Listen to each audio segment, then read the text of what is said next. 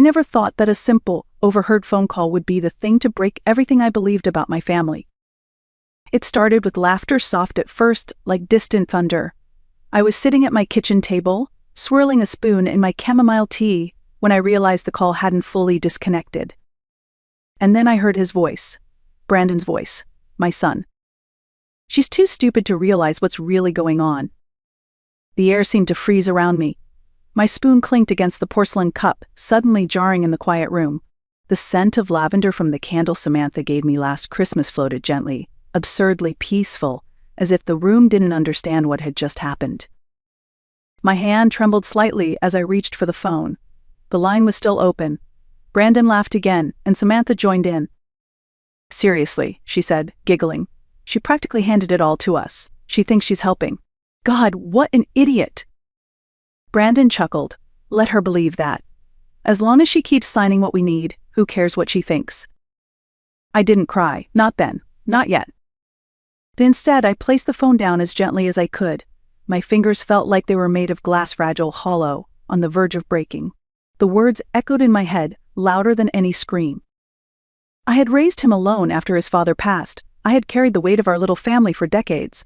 And now the man I believed I had raised right was laughing behind my back, mocking me. The teacup tipped over in slow motion. Chamomile spilled across the marble countertop and dripped onto the rug I had hand-stitched in my 50s. I sat there staring at the mess, not just of the tea, but of the illusion I had been living in. Then I whispered to myself, evenly, clearly, "Not anymore." That morning, just a few hours before I overheard the truth, I had felt nothing but pride. I had stood at the bank, smiling as the teller printed the final mortgage receipt. Brandon and Samantha's house officially paid off. No more interest, no more monthly strain. It was my gift to them, my legacy. The money came from my husband's life insurance, the careful investments he left behind, and the savings I had quietly built over the years. Every dollar wired was a memory, a sacrifice, a promise I thought I was fulfilling. The drive to their house was quiet. My heart was full. I imagined Brandon's face lighting up as I handed him the confirmation. I pictured Samantha hugging me, maybe even tearing up, and I thought of my grandson, Matthew, toddling barefoot across the living room floor, safe, happy, surrounded by the stability I had helped create. They had been so persuasive last month. "It's not just about us, Mom," Brandon had said, resting his hand on mine across my kitchen table. "It's for the baby. This house will be his one day." Samantha had smiled sweetly, her eyes misty. "You've done so much for us already. But this would change everything. You'd still be a co-owner, of course. Your name's on the title. You're a part of this." They made it sound like I belonged, like I was building something with them. So I had nodded. I swallowed the quiet unease that rose inside me. My late husband, Robert, would have asked more questions. He always read the fine print, but me, I wanted to trust. I needed to feel close to them. So I said yes. When I pulled into their driveway that morning, the yard looked like something out of a magazine. Fresh flowers, clean porch, a tiny blue swing hanging from the oak tree. Robert's voice echoed in my head, half amused, half concerned. "You're spoiling them, Dorothy. Let them stand on their own." But I brushed it off. This was love, wasn't it? The first time they asked for help, it sounded like a favor wrapped in a factor. "We're a team, Mom," Brandon had said. "Always have been. We just need a small loan to bridge the down payment. Nothing too complicated. And you'll be listed as a co-owner, of course." Samantha brought me cinnamon rolls that day. Still warm, she hugged me tightly and said, "We're so lucky to have you. I don't know what we'd do without your support." It felt good, needed, seen. But it didn't stop there. The second time, they wanted to refinance, just to renovate the nursery, Samantha said, scrolling through pastel color palettes and forest animal decals on her phone. Soft yellows, maybe a mural of little foxes. Matthew deserves a peaceful space to grow. And I agreed. I always agreed. Then came Brandon's business idea. He sat across from me, animated, flipping through sleek brochures and charts. "It's solid, Mom. You wouldn't believe the projected margins. It's all short-term. Once it takes off, we all benefit." He used words like venture, partnership, equity growth. Words that felt too fast, too big for my comfort. But I didn't want to seem old-fashioned. I didn't want him to think I didn't believe in him. My husband's voice stirred in the back of my mind, quiet but firm. "Slow down, Dorothy. Never sign what you don't understand. But I brushed it aside. Brandon wasn't like the stories on the news, those sad tales of children draining their parents' accounts and disappearing. My son wasn't like that. He was good. He was family. So I signed again, and again. Every time I handed over more than my signature, I gave away trust, permission, leverage. Eventually, Brandon brought me the power of attorney documents. "It's just a formality, Mom. You trust me, don't you? This way, I can handle the paperwork for you. You won't have to worry about all the red tape anymore." And honestly, I didn't want to worry. At 72, squinting through legal jargon was exhausting. So I nodded. Samantha kissed my cheek. "You're the heart of this family," she whispered. Looking back now, I can see it clearly. Every smile, every compliment, every dinner invitation, it was all part of a long, careful performance. Not just to earn my love, but to access everything it came with. After the call ended, after I finally pressed the button they'd forgotten, I just sat there. No sobbing, no outburst. Only silence. The house around me, once a haven, now felt like a stranger's space. The ticking of the kitchen clock, once comforting, now sounded like a countdown. I stood slowly and turned off the kettle that had long since begun to scream. I placed the teacup upright again, though its contents were now lost in the fibers of the rug below. The candle on the windowsill still flickered lavender and eucalyptus, Samantha's Christmas gift. I stared at it for a long moment. The flame was small, calm, controlled. I matched its stillness. This was my home, my money, my name on every document, and somehow I had let it all be used like a blank check with my love as the currency. I rested both hands on the counter, grounding myself. Then, steady and low, I spoke aloud just for me to hear. "Not anymore?" Not out of bitterness, not yet out of revenge, just clarity. Because somewhere between all the paperwork and the cinnamon rolls, I had lost my footing. I had let grief cloud my judgment. After Robert passed, I was desperate to feel needed. 42 years of marriage leaves a silence behind that echoes through every empty hallway. I had wanted to matter to someone again, and they knew that. They used it. But now the air had shifted. I could feel it deep inside, beneath the ache, beneath the shame, a sharp edge of something new. Resolve. I didn't know exactly what I was going to do yet, but I knew this much. I would not be quiet anymore. The words Samantha had used months ago echoed in my head. "Transparent," she had said with a smile, handing me the new tablet. "Now everything's linked, so you don't have to worry. You can see it all, total transparency." Back then, I didn't look. I didn't think I needed to. I trusted them. The apps were just icons on a home screen I never tapped. But now, I tapped. The financial folder opened smoothly, with neat categories and color-coded tabs. It looked harmless, organized even. The first few files were expected: mortgage records, tax receipts, account summaries. Then I saw it. A business account I didn't recognize with my name attached. I opened the file. The balance was large, but it wasn't the number that made my stomach knot. It was a transaction history: wire transfers, international withdrawals, money moving into accounts under Brandon's name. Another folder. Investment package joint. My name was listed again, this time as the primary guarantor. 3 more folders followed. High-risk brokerage accounts, cryptocurrency wallets, leveraged loans against assets I didn't even know were being used. It was all under my identity. And I had signed every access point. The power of attorney. The joint accounts. The refinances. They had used my pristine credit score like armor, shielding risky ventures, business moves, personal indulgences, all without telling me. Every folder I opened felt like peeling back another layer of infection I never knew was there. Quiet, hidden, growing. I sat in the kitchen, the tablet on my lap, my hands icy and still. Even the cat, Willow, paused at the edge of the room, as if sensing the shift in the air. This wasn't just betrayal. It was exploitation. They hadn't just lied to me. They had built a fortress of control using my foundation. I was the silent figure propping up their empire, and I hadn't even known. If anything failed, if anything collapsed, I would be the name they pointed to. My eyes scanned the screen, then closed slowly. I hadn't screamed. I hadn't cried. But something deep inside me had turned. The trust was dead, and what remained was sharp, focused, and ready. If they thought I was too old, too kind, too naive to notice, then they had misunderstood me for the very last time. I didn't call anyone. Not Brandon. Not Samantha. Not even my oldest friend Margaret, who I usually spoke to every Sunday afternoon. Instead, I got to work. I opened the drawer to Robert's old desk, something I hadn't done in years. Inside were stacks of documents, organized the way only he could manage. Folders labeled with dates, account numbers, clipped neatly. It smelled faintly of paper and dust and something older, something dependable. I pulled out a yellow legal pad and started writing. Every account I had seen, every transaction I didn't recognize, every folder in that cloud drive with my name attached. Then I turned on the printer. I printed everything, dozens of pages, bank transfers, brokerage account ledgers, signed authorizations I didn't remember ever approving. I stacked them methodically on the dining table, each paper heavy with evidence. Willow jumped up next to the stack and curled into a ball like a little sentry on guard duty. "Good girl," I whispered. "We've got some work to do." I created digital copies, one on a flash drive, another saved to an encrypted folder on my personal laptop.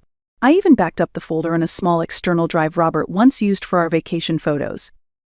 Not because I was paranoid. Because I was done being blind.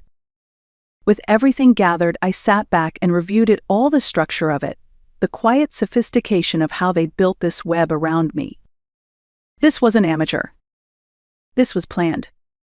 And I had been their silent partner, giving them permission, giving them room to maneuver, all under the illusion of love and gratitude.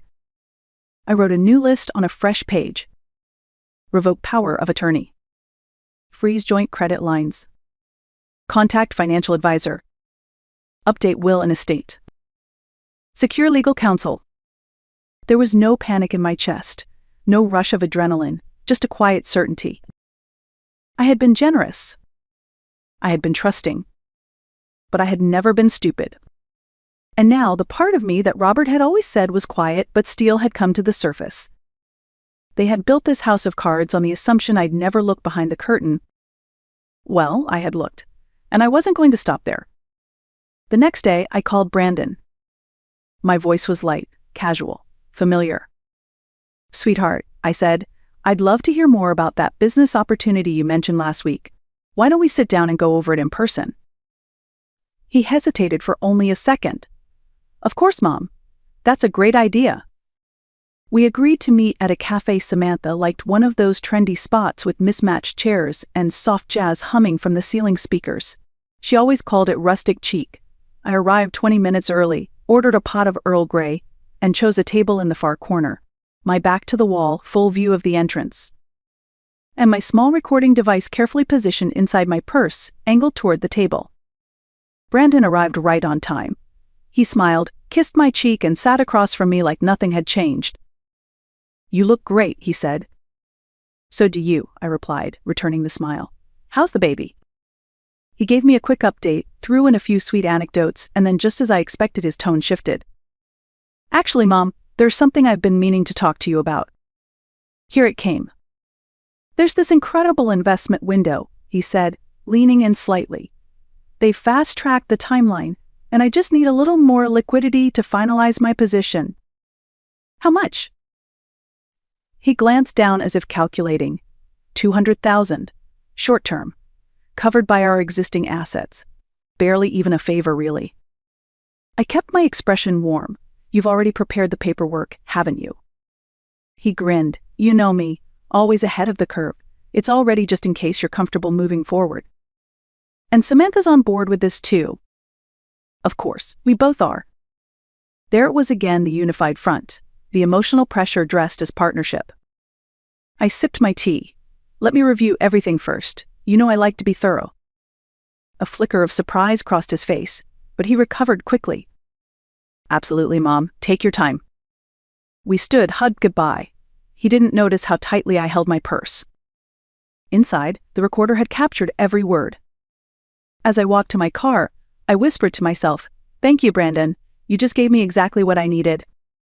The following morning, I dressed like I was heading out for groceries, slacks, a light sweater, nothing unusual. But every step I took was deliberate. My first stop was the office of Monica Whitaker, a financial attorney recommended by my advisor. She was in her late 50s, composed with the kind of stillness that makes you lean in when she speaks. "Walk me through everything," she said, flipping open a yellow legal pad. "Leave nothing out." And I didn't. The loans, the refinanced mortgage, the business accounts, the power of attorney, and finally the cafe recording. She listened without interrupting, her pen barely moving. When I finished, she leaned back, nodding once. "They've left a paper trail," she said, her tone calm but crisp. "This is not just unethical. This is actionable. If you're ready to move forward, we can begin today." I didn't hesitate. "Start now." Over the next hour, we drafted the paperwork. Immediate revocation of power of attorney. Freeze on all joint credit lines. Legal notices to financial institutions. An updated estate plan, stripping Brandon and Samantha of any future claim. "You may face backlash," Monica warned gently, emotional manipulation, guilt, even threats. "I've been preparing for that," I said, "my whole life without realizing it." She gave me a nod of quiet respect. Before I left, she added, "Once this is filed, they'll have no legal standing over your assets. And if they retaliate, we'll be ready." I signed each document with a steady hand, no tremble, no fear. Just clarity. By the time I returned home, the first notices were already being processed. I placed the folder inside my safe, next to Robert's old will and our wedding photos. And for the first time in years, I didn't feel like I was protecting them. I was protecting myself. It didn't take long for the first crack to appear. 2 nights later, Brandon and Samantha were out celebrating. Some business milestone I assumed may be a new investor or another one of Brandon's deals dressed up as brilliance. I imagined the scene clearly: candlelit table, expensive wine, Samantha's curated smile across the table, both of them basking in their imagined success. Then the check arrived. Brandon's first card was declined. He probably chuckled at first. "Must be a glitch," he'd say. "Try it again." The second card? Also declined. That's when the panic would set in, not the loud kind. The quiet, choking kind that tightens shoulders and sharpens glances across a restaurant table. Silent calculations, dread dressed as confusion. Back at home, my phone buzzed on the kitchen counter. Brandon's name lit up the screen. I didn't answer. A few minutes later, a voicemail from Samantha followed, her tone tighter, brittle around the edges. "Dorothy, can you please call us? Something's going on with the accounts. We think there's a mistake. Maybe the bank made an error. We just need to talk, please." I played the message once, then archived it into the same secure folder where I'd saved every screenshot, document, and recording. I didn't feel satisfaction. I felt confirmation. They had no idea yet what had been set in motion. They were still treating this like a glitch, like a minor inconvenience they could smooth over with enough charm and spin. But the ground beneath them wasn't cracking. It was shifting. And I was no longer the woman they thought would do nothing but listen, nod, and agree. I didn't need to call them back, because the silence was starting to speak for me. The knock on my front door came just after 8 p.m. 3 sharp, impatient raps. I was already prepared. I checked the small voice recorder hidden behind the hallway vase it was running. When I opened the door, Brandon stood there, jaw tight, his eyes flashing with panic. Samantha hovered behind him, arms crossed, her lips pressed into a thin, nervous line. "We need to talk," he said, almost shaking. I stepped aside calmly. "Of course, sweetheart. Come in." They walked into the living room and immediately froze. Monica Whitaker was already seated, her briefcase beside her, her presence steady and unmoved. Brandon's voice cracked. "Who is this?" "My attorney," I said evenly. "She's helping me with some overdue estate adjustments." "Estate adjustments," he scoffed. "Mom, what is going on? You froze our accounts. You pulled the mortgage. We're being denied access to everything." I sat down, gesturing to the chair across from me. "Please sit." He didn't. "You're ruining everything we've built," Brandon snapped. "We're a team." "No," I said softly. "You built it on me, without my consent, without respect. That's not a team. That's theft." Samantha finally spoke, her voice trembling. "We were doing this for Matthew, for the family." "For years I believed that," I replied, turning my gaze to her. "But I see now you didn't see me as family. You saw me as funding." Brandon's face turned red. You're destroying your own son. No, I said, standing slowly. I'm protecting myself, something you clearly never intended to do. Monica opened her briefcase and slid a folder across the coffee table. These are the documents detailing every unauthorized transaction you initiated under your mother's name, she said. They've already been submitted to the appropriate authorities. Brandon didn't speak. Samantha reached for his arm. He pulled away. You'll regret this, he whispered. But I didn't flinch. Because regret only comes when you've made the wrong choice. And I had finally made the right one. The door shut behind them with a dull finality. For a long moment I stood still in the quiet, not shaken, just still. Monica packed her briefcase without a word, then turned to me. They may try to reach out again, she said. But legally, they're blocked from any access moving forward. I nodded. She paused at the door. Most people don't fight back until it's too late. You didn't just reclaim your assets, Dorothy. You reclaimed your voice. After she left, I walked to the fireplace and looked at the old family photo still sitting on the mantel. Brandon as a boy, Samantha smiling, me in the center, holding Matthew in my lap. I picked it up. Not in anger, just in clarity. I opened Robert's old desk drawer, placed the photo inside, and closed it gently. Outside, the porch light glowed against the darkening sky. It used to mean something more, that soft light I left on, hoping Brandon would drop by for dinner, for a chat, for any kind of warmth. Now it was just a light. And that was enough. I sat at the kitchen table with a fresh cup of tea. Willow curled at my feet, her breathing slow, steady, certain, like mine. I didn't feel triumphant. I felt clean. What they took from me wasn't just money. It was the assumption that I would never push back, that I would keep choosing silence in the name of love. But love without respect is not love. It's control. It's theft. And I've reclaimed every piece they counted on me to give away. If you've ever felt used by the people closest to you, let this story remind you, quiet does not mean weak. Sometimes the loudest answer is the one you never give them. Sometimes the silence is the storm. Like, share and leave a comment below, especially if you've ever had to choose yourself, even when it hurt.